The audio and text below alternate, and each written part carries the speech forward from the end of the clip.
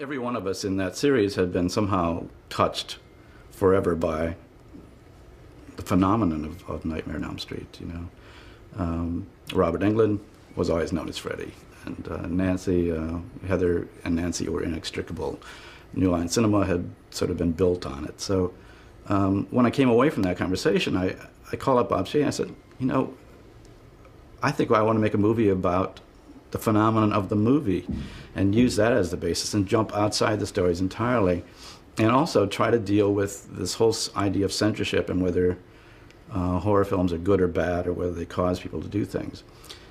Because that has been sort of a growing and insistent question continuously asked of me, and I think everybody else making horror films, is, aren't you afraid your films cause this or that? And my sense was, again, going all the way back to Greek mythology, is there's a lot of great literature that is about horror, and that somehow a story about horror, in a sense, exercises it or gives it a form. It's the same as Nancy dragging the hat out of her dream. It's the beginning of being able to come to terms with it. And that if you were to prevent these stories, you would, in a sense, be allowing something that is ineffable to sort of travel unimpeded through our consciousness, because it would not have a name, it would not have a shape given to it, so that in any sense we could recognize it. So that became the essence of it, you know. Stopping the stories of Freddy has really allowed Freddy to cross over into real life.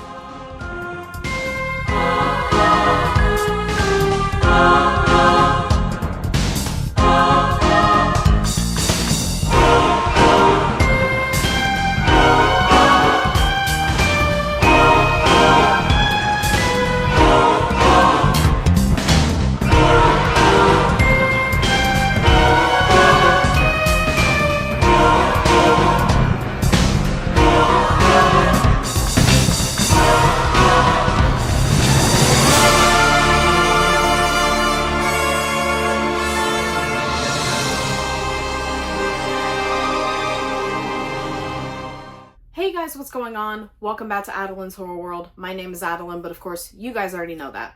So last we left off in my review of Freddy's Dead, which was not the final nightmare, by the way, I discussed how that film was easily the worst of the original series of installments, what with Freddy's character being completely ruined, the lifeless acting, and so on. But with this review, we're delving into completely new territory with this next installment, as presented by the different lights and the different sweater, as we are reviewing Wes Craven's New Nightmare. So without further ado, let's get started. Yeah, I got this at Scarefest in 2023 and got it signed by Miko Hughes himself just last year at the same convention. So this is a prized possession of mine that I'm never getting rid of. I mean, like, look at that. Look at that. Yeah, you can never get me to get rid of this. So Wes Craven's New Nightmare stars Heather Langenkamp, Miko Hughes, John Saxon, Tracy Middendorf, David Newsom, Fran Bennett, Robert Shaye, Wes Craven, Robert Englund as both himself and Freddy Krueger, and is written and directed by, you guessed it, the late Wes Craven.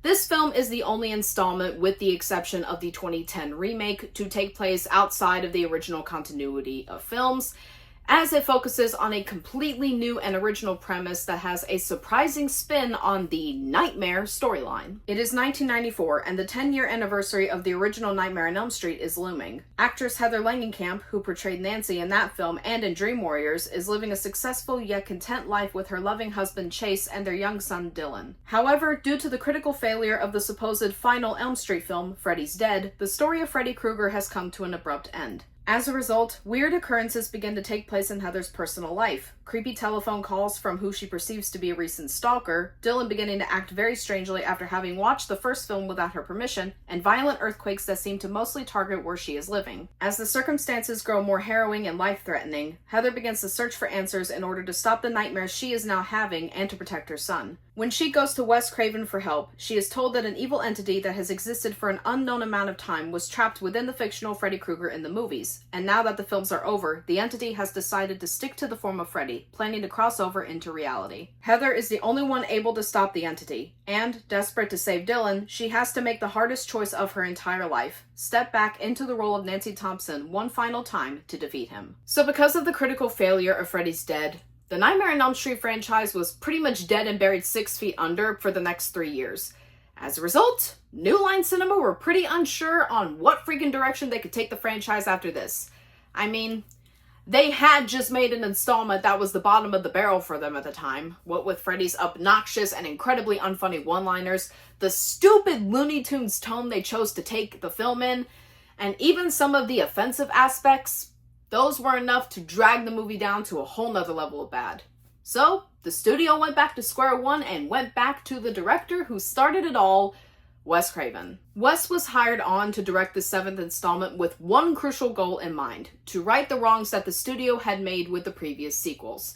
He sat down and watched all 6 installments to prepare himself for the development of the script, and he went, well, this sucks. So he decided to revisit an idea that he had originally pitched for Dream Warriors, despite the previous rejection from New Line Cinema. Under the working title of A Nightmare on Elm Street 7: The Ascension, Wes's concept involved actors from the previous Elm Street films, the original especially, and the story would take place in a fictionalized version of real-life Hollywood, where the first 6 installments were just that, fictional films.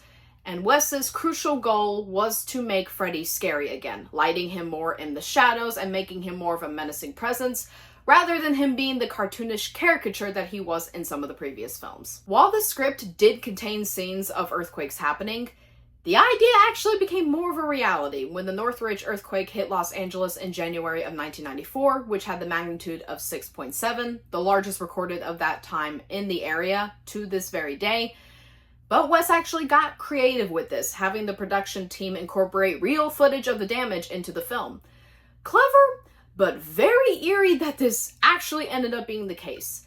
And the Northridge quake is actually mentioned early on in the film, so well done, movie. Freddy's design was also completely altered, not just to make him appear more frightening again, but to really sell that this was a completely different incarnation of Freddy Krueger than ever before. Wes designed the glove similarly to how it appears in the theatrical poster of the original film, making it look more organic, with the fingers looking more like bones with muscle texture, and the finger knives being embedded into the fingers instead of it appearing as a regular glove. The trench coat design was also based on a childhood memory of Wes Craven's, where he looked out his window one night and he saw a creepy homeless man standing on a sidewalk who turned and stared up at Craven and really freaked him out, as I stated in my review of the original. Filming for New Nightmare lasted from late 1993 to early 1994, and according to Sarah Risher and Wes Craven himself, they've said that this production was among the easiest of the entire franchise, with little to no complications to speak of. Risher did say that while other directors had to be guided, Wes was already a master when it came to directing, which I honestly find wonderful because it's definitely true. His self-referential style would go on to be included in Scream 2 years later, which he would also direct. Wes Craven's New Nightmare was finally released on October 14th, 1994, and it instantly received praise from critics, with Roger Ebert enjoying the premise and finding it strangely intriguing despite not being a fan of the franchise at all, and other critics saying that it was Craven's meta-horror masterpiece. Robert Englund himself has also cited this film as his favorite of the entire franchise, calling Wes's script clever and original and saying that it stood the test of time. But sadly, despite the praise that it got, on a budget of just $8 million, the film only went on to gross $19.8 million worldwide, making it the lowest grossing film of the entire franchise, which I find to be complete and utter bullshit. Rotten Tomatoes currently has New Nightmare at 78%, the second highest rating of the series, and making this the only other certified fresh installment of the entire franchise besides the original, and the critics' consensus goes as follows. Wes Craven's New Nightmare adds an unexpectedly satisfying, not to mention intelligent, meta layer to a horror franchise that had long since lost its way. And now for my favorite section of these reviews. Adeline's Horror World Trivia Time! Did you know that while Miko Hughes was on set, Wes would do his best to make the poor kid cry during the more intense scenes? He used a simple tactic, making Hughes' mother leave set and having his father whisper in his ear, "Your mother's dead." And if Miko successfully cried or did well in the take, Wes would reward him with a Happy Meal. That's really fucked up, Wes. But also kind of funny. Sorry, that's actually kind of funny. Did you also know that the freeway scene where Dylan is being terrorized by Freddy in intense traffic was going to be even more like Pet Sematary, which Miko Hughes also starred in? Similarly to that film, where his character Gage is run down by a semi in the middle of the road, Wes was going to include a moment where Freddy drives a car, amusingly called the Freddy-mobile. What is this, Batman? With 4 gigantic razor blades on the front, and Freddy would have attempted to run Dylan down on the freeway, but the car was too expensive to make, so they cut it out. Finally, did you know that had Wes not done New Nightmare, New Line Cinema would have pushed Freddy vs. Jason to be made sooner? Because Wes signed on for the project, the studio chose to push that film back and make Jason Goes to Hell on the sideline. However, due to additional delays, pushing the crossover back to a 2003 release date, they also made Jason X in that 10-year gap. So, this was my introduction to the Nightmare on Elm Street franchise. Yep. Besides Freddy vs. Jason, New Nightmare was my introduction to the original series, even before the original film and even before Dream Warriors. And even without the knowledge of the previous films, I was still able to relatively understand what was happening in the film, and I always found the premise really intriguing, and every time I watched it, my attention would just be wrapped to the screen.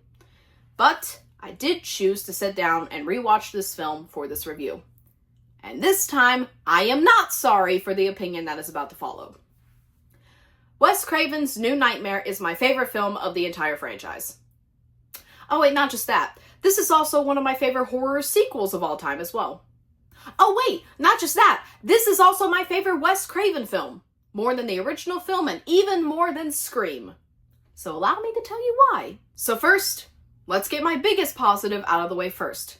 The damn script that Wes wrote, which, holy shit. This has to be one of the greatest scripts I've ever read for a horror film. The pacing of the film is ingenious, there's never a slow moment to be found, the dialogue makes just enough sense to make this complex premise easy to follow for me, and the scares are timed to utter perfection. And Wes actually incorporating the script into the on-screen story? Mwah! Chef's kiss. Next, going alongside the script, the lead performance that Heather Langenkamp gives is the best damn performance she has ever given, and I will stick by that. You can really see the growth that she had as an actress throughout this franchise, and this performance is the shining example of this. There is never a moment where she overacts or breaks character. Every emotion is delivered just perfectly. And even in her moments with Miko Hughes, those more tender and emotional bits, she delivers a lot of subtlety, which was the biggest surprise for me. And even in the more intense scenes, that is where Heather is at her best. Parts of her performance being so raw and harrowing that I almost wanted to cry for her character because I got that freaking invested in the story. He's alright, he's right here. Who? Freddy Krueger or something? What the hell's going on? My baby! Freddy's got my baby! He's got my Dylan!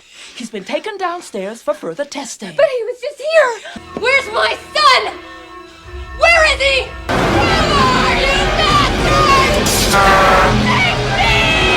Next, let me just give a round of applause for one aspect. They finally made Freddy scary again. Bravo, bravo. This is exactly what I was asking for in the last film, for Freddy to actually be menacing and creepy. And that's exactly what we get here. Sure, there are 1 to 2 moments of unintentional humor whenever a character overpowers Freddy, just like in the original film, but Wes did what he did best in that first film. He kept Freddy in the shadows and limited his one-liners. Freddy, even though it's not actually Freddy, just a demon pretending to be Freddy, he has some really intensely creepy moments that chilled me down to the bone. And while I don't find the overall film to be scary, his intense moments are definitely some highlights. And the one-liners are actually pretty good here. Yes. I touched him.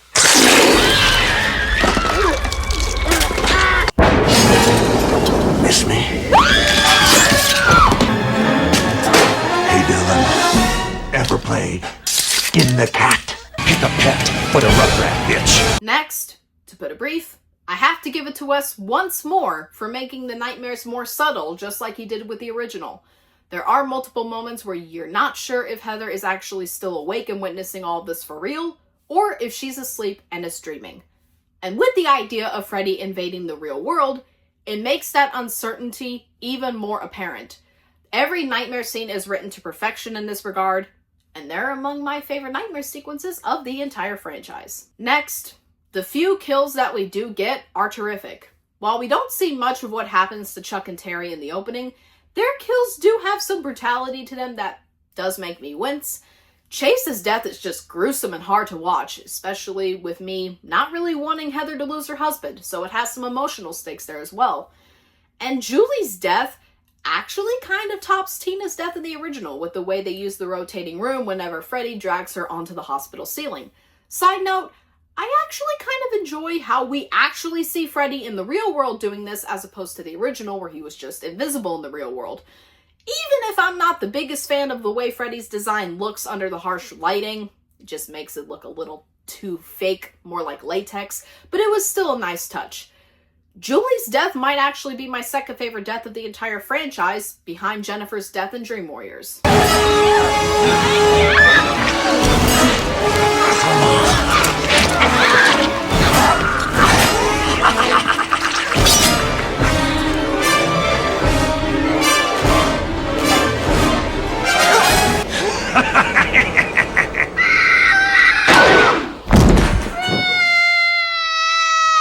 Next, one of the more touching aspects of this film is Heather and Dylan's relationship, especially with the way that Wes depicts it. He could have easily phoned in this dynamic, and had any other kid actor been casted as Dylan, the chemistry would have felt completely fake, and the dynamic would have fallen flat on its face. But because Miko Hughes was casted as Dylan, and because of his very likable performance, in my opinion, the dynamic is actually really believable, and you can really buy Heather and Dylan's relationship. The realistic writing of Heather's motherly tendencies make it even more impossible to not root for her, especially because she's just a desperate mother who's just trying to protect her son through and through despite the numerous obstacles that Freddy constantly puts in her way.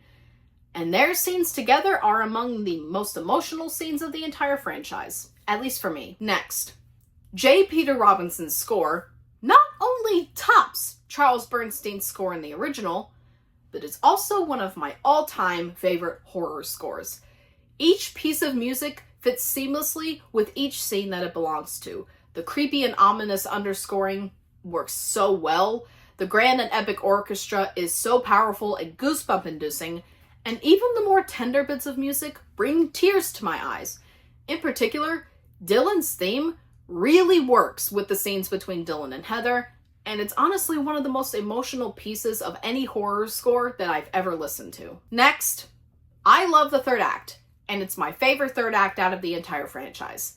To me, even after dozens of rewatches, I'm still somehow on the edge of my seat every single time we reach the third act. I know what will happen, and yet I'm still rooting for Heather to no end. I don't know if it's the incredible pacing, the premise, the suspense, or whatever else, but the third act is very intense, and I find myself wanting to stand up and cheer whenever Heather and Dylan prevail over Freddy at the end, especially with J. Peter Robinson's score in the background. It's absolutely wonderful to me. Finally, this is a more personal positive for me, so I apologize if I go a little unscripted here. I love movies. I love horror movies. I've loved horror movies since as far as I can remember. I believe since I was 3. However, there are 2 horror movies that not only changed my life, that not only impacted how I view filmmaking and cinema, but they also made me want to pursue film and theater when I went to college. Those 2 movies being John Carpenter's Halloween and Wes Craven's New Nightmare. Sure, I love the original film, and I love Dream Warriors. I adore those films. They're terrific horror films. But they never really made the kind of impact on me that Wes Craven's New Nightmare made. New Nightmare made me appreciate filmmaking and cinema more than any other installment in the series. Maybe more so than Halloween. I remember constantly having this on repeat as a kid. I would watch it over and over and over again. And honestly, if it were not for New Nightmare, I would not be where I am today with my appreciation of film and cinema. Hell, I don't think I would even have a damn channel here had it not been for this movie. I don't think I would be here talking about horror movies with you guys. And I have to thank Wes Craven for that. This was him at his best, both as a director and as a writer. And I wish that he were still here, that way he could know how much of an impact this film had. This was basically the setup for Scream. Had it not been for that movie, he never would have made Scream. And it just makes me miss him all the more. I wish he were still here. This was him at his best. May he rest in peace. Moving on to my mixed elements. And there's honestly just one. It's more of a nitpick for me than anything, and it barely takes me out of the film, so it's not one I truly care about. But the minimal amount of CGI that is used here and there really doesn't hold up that well for me, particularly during the build-up to Chase's death when the finger knives come out of the driver's seat. It looked really watery. It kind of reminded me of the 2010 remake, which I hate that I have to compare it to that. And even when Freddy is dying at the end with the rough-looking transition from Freddy to the demon pretending to be him. I get it. It was 1994, so I'm willing to be more forgiving, as most of the CGI from that decade does not hold up well at all, with the exception of Terminator 2. And it doesn't really take me out of the movie that much, so I don't really mind it. So overall, guys, New Nightmare is a film that is so hard to do an even more complex deep dive on without making a 4-hour plus video about it, as I could delve into every single second of the runtime and never grow tired of it. But this video is the best that I could do for now. Objectively, I would say that the original is the best of the entire series because it started the franchise, it started it all, it introduced us to Freddy, and it's the most successful when it comes to the horror set pieces. However, this film made the most impact on me, and it got me interested in cinema in the first place. It's the most rewatchable of the entire franchise, it's the best sequel, and it's Wes's best film. Hell, this might honestly even be in my top 25 favorite horror films of all time because Wes's direction made that impact, and it honestly makes me miss him all the more. As far as recommendations, yes. Just yes. Please, you must absolutely watch this film if you've never seen it before. If you haven't, what are you doing? Living under a rock? You have to see this one. Even if it turns out to not be your favorite, that's all right. This film is just the most must-see installment of the franchise, at least for me. I'm going to give Wes Craven's New Nightmare an A+. So what do you guys think of Wes Craven's New Nightmare? Do you like this movie? Do you hate this movie? Do you love this movie? Or is it just in the middle for you? Let me know, we can discuss it in the comments below. Also, go ahead and let me know where this film falls in your ranking of the franchise. So anyways, be looking forward to my next review, which will be covering the very badly received 2010 remake. Wish me luck, guys. And as I stated before, we will be skipping Freddy vs. Jason, as I've already reviewed that film 3 freaking times. I'm not doing that again. Also, if you're new to the channel, be sure to like the video, subscribe to the channel, and switch your notification settings to all. That way you can be notified for all future videos and content here on the channel. So anyways, guys, I guess that's pretty much it. So anyways, I'm Adeline. This is Adeline's Horror World, of course. You guys already know that. I love all you guys to death. And until next time,